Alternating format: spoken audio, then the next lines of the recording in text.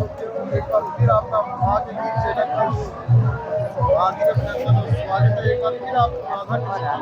कृष्ण गीत सुनकर आपका मन आनंदित हो जाएगा और सुनकर आपका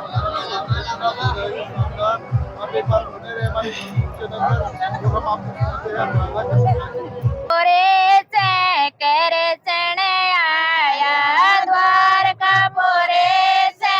कृष्ण आया तो राधा तणी लाया तेला साड़े बनवारी मारा कृष्ण मुरारे तो राधा तणी लाया तेला साड़ी बनवारी मारा कृष्ण मुरारे या साड़े कृष्ण राधा ने देने या साड़े